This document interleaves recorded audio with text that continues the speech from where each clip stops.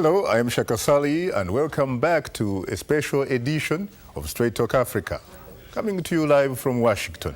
If you have just joined us, today we have a conversation with the Gabonese President, Ali Bongo Ondimba.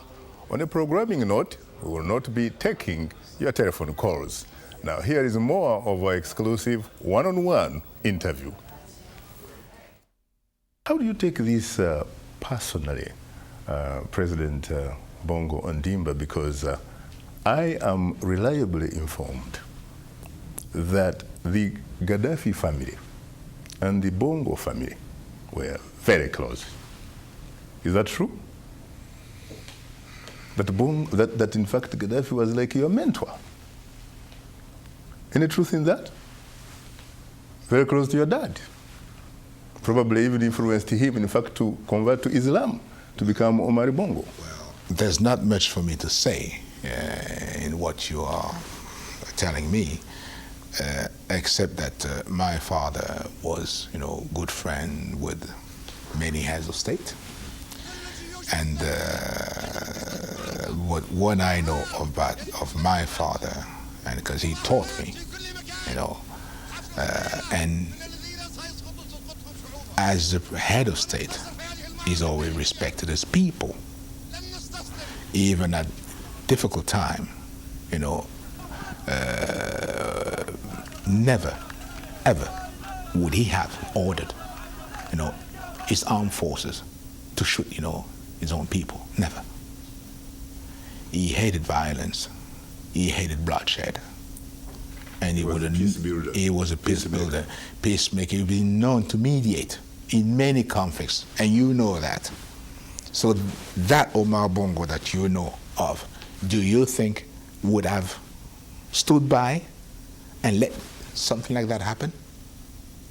Now, because of his personality and charisma, maybe he could have been in a different position and then maybe to be heard by, Colonel Gadhafi than me.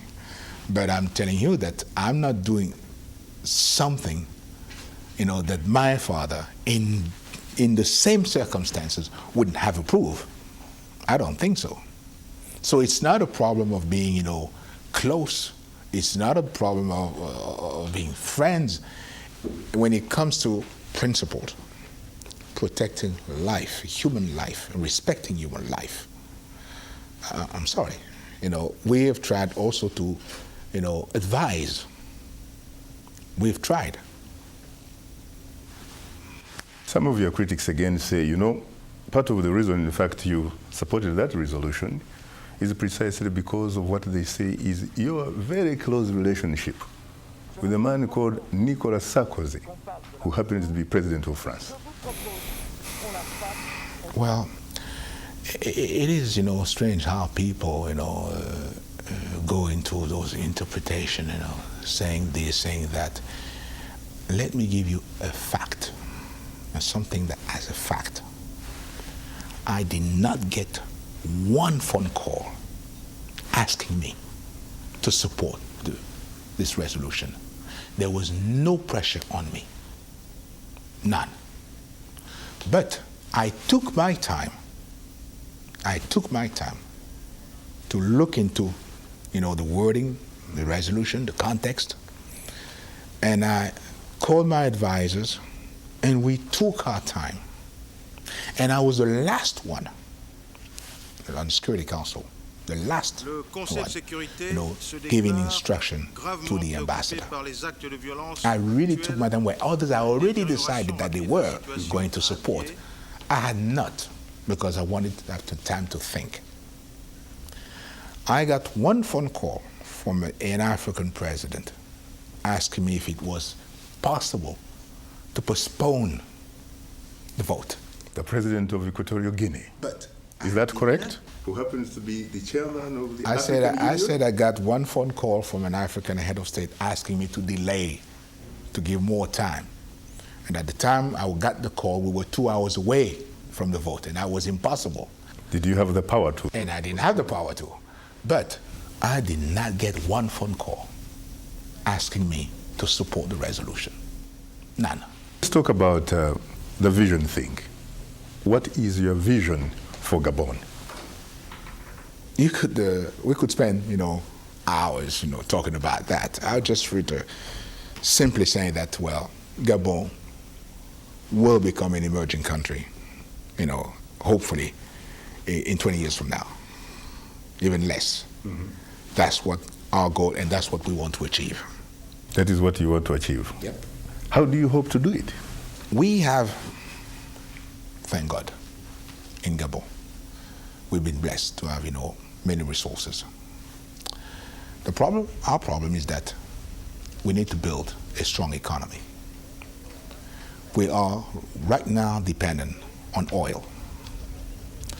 And we have to start with diversification of our economy, to have a strong economy, and to be able to sustain, economic growth for a long period of time. By remaining in the current situation, we will not be able to do it because we're only dependent on oil. And when we run out of oil, we're finished. So we've tried to identify how we could diversify the economy in areas being able to sustain long economic growth, and also in doing so, mostly important, train Gabonese people to be more active, to participate in the development of the country in various, in key sectors. Mm-hmm. So this is what we're doing right now. And will be the elements, for our development. What happened before oil was discovered? Your economy was supported by manganese, timber. What happened? You pretty much moved towards oil. It happened in many countries, and it happened in Gabon. Oil was a blessing. I'm not going to go as far as saying that it was a curse. Yes, in fact, I was going to ask you that question because... I'm not going to go as far as saying that it was a curse. Because of oil, simply, we became lazy.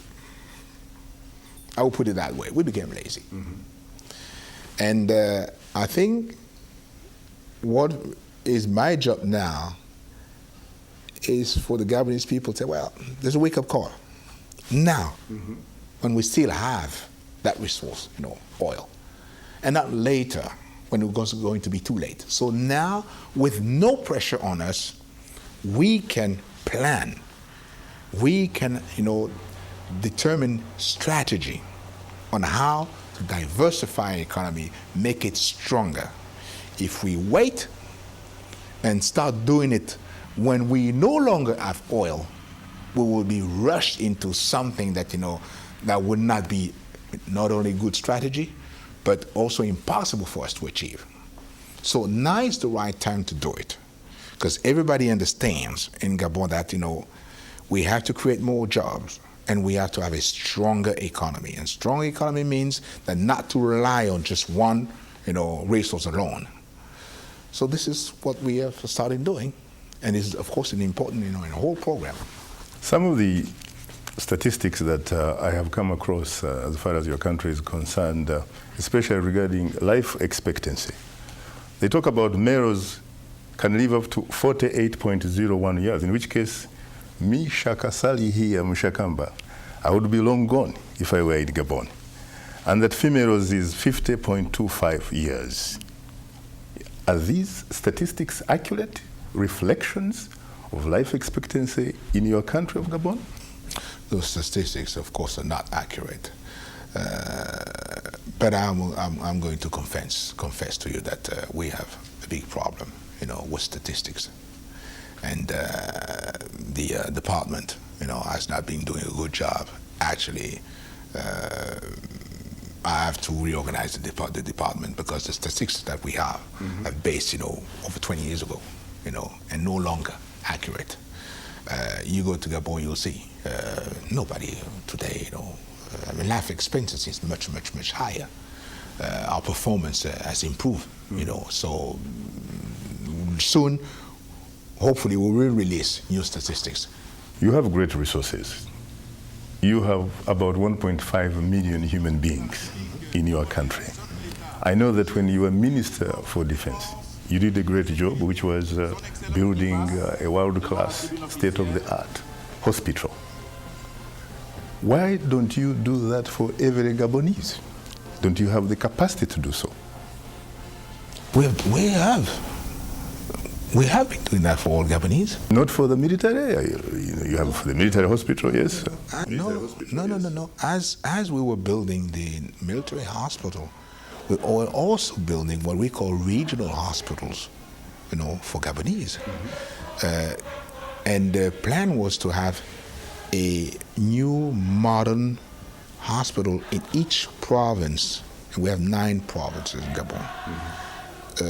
So far, 7 new ones have been built, plus the military hospital, 8. And I'm going to build 2 more. So we have been doing that. But I want to go further than that. And I want to address the problem of management. Because the problem, as I said, we have is that we are among those countries in Africa and those governments in Africa that have spent, and allocate huge amount of money to the health sector department without getting the proper results. So we've been wondering, why is it? You're like the United States, perhaps. I say, why is it that we spend so much money, for such a poor result? That is my question. And when I, as a defense minister, built the military hospital, I focused on management to see. And results were very positive and encouraging. So I'm going to try to apply, the same recipe, And this is an area where we have to work, management. To upkeep the hospital, the upkeep of the hospital, maintenance, and then make sure that every department works and have the right people for the right job. And that is really important, and that's where we have to make improvement. Because the hospitals have been built and others are going to be built. But unless we do that, we are going to find ourselves in a few years from now, with hospital, run down hospital, not working, not operational. Something that has happened to us in the past already. And I do not want any more be the case in my country. So the reform in the health, department is also based on that. How to improve, the efficiency of the hospital, how to improve maintenance, and how to make sure that they are going to be run properly by specialists, by experts,